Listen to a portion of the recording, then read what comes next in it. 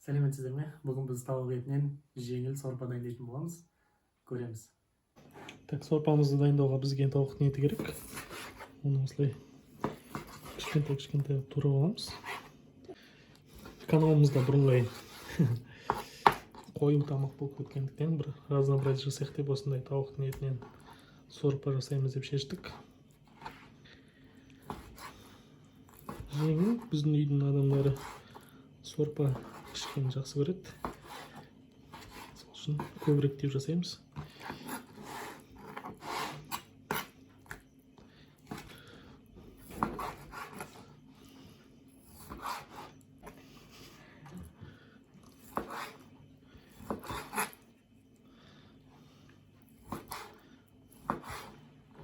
Естіп сақтап көреміз. Және осы туралған етімізді алып, тысқа салып,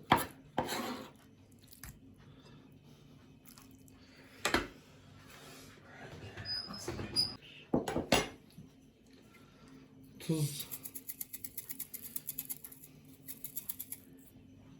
және бұрыш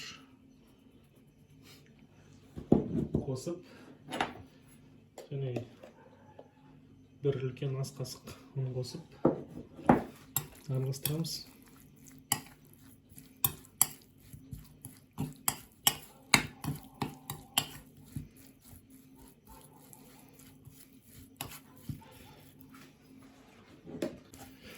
Осылай жақсылап араластырып 5-10 минутқа қоя тұрамыз. Және жуамызды тураймыз.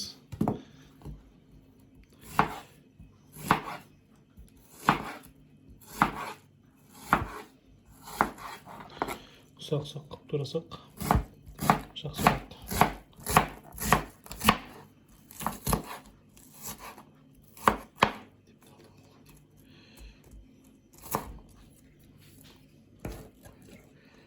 Қызған кастрөлімізге май құямыз.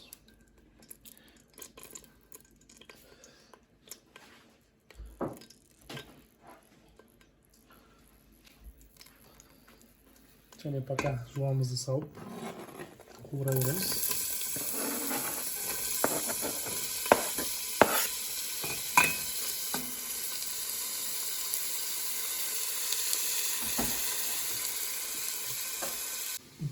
Және бізге 2 картошка керек.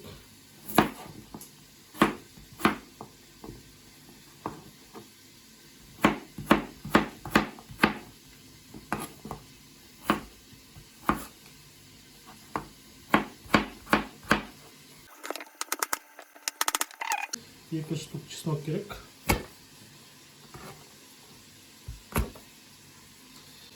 Оларды да сақтап көреміз.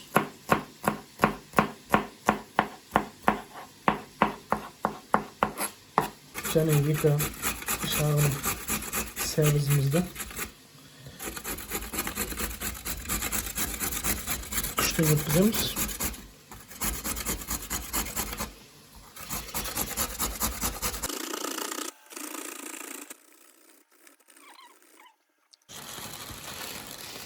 Және тәтті бұрыш қосамыз. Оларды да сақтап көреміз. Свежийін қосаңыздар да болады.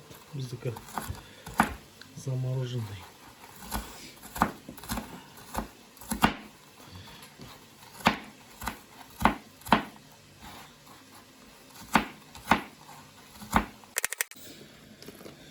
Енді сақтап аскөк туреміз. Бұл жерде бізде укроп, петрушка.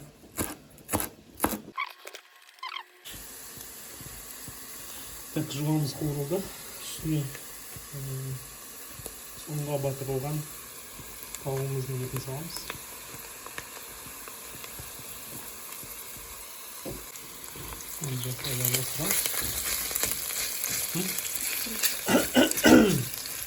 Енді жақсылап араластырамыз.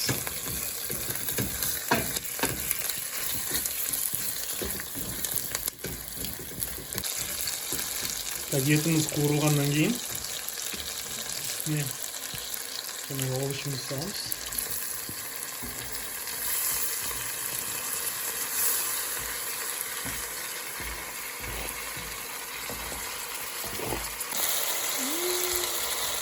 Жақсылап араластырамыз.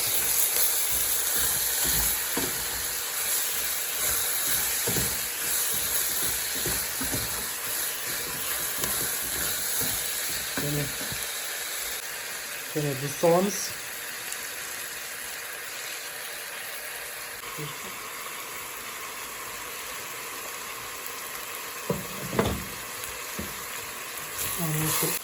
Екі ас қасық ұн саламыз.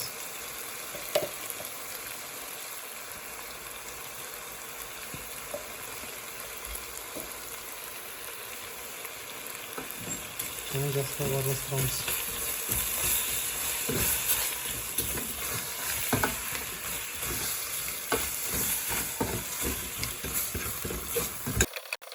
Енді куриный бульон, яғни тауық сорпасын құямыз.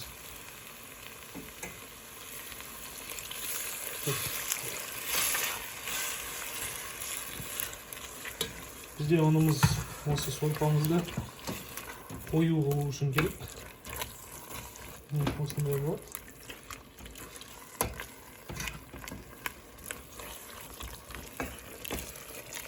Тауық сорпасын тағы да құямыз.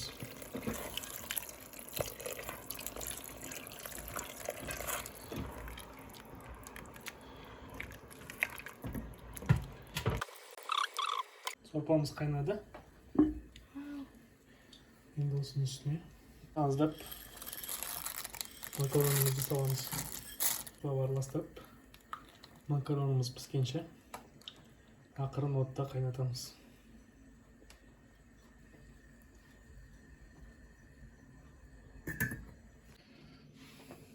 Сорпамыз дайын.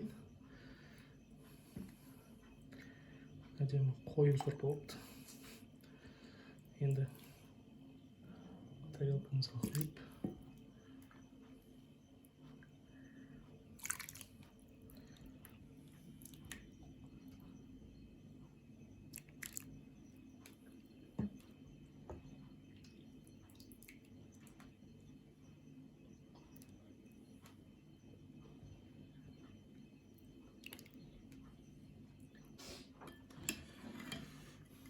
сорпамыз дайын. Бисмилlah деп дәмін керек.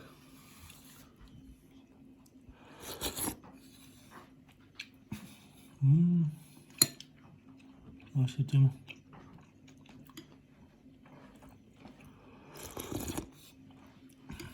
Бізде сорпасы қою болған. Оны қосқаннан кейін дәмі вообще ерекше.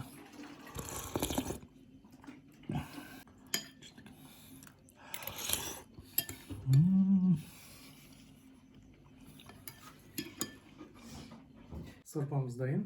Міндетті түрде үйде жасап көріңіздер. Каналға қосылып, лайк басып, комментарий жасаңыз. Сау болыңыздар.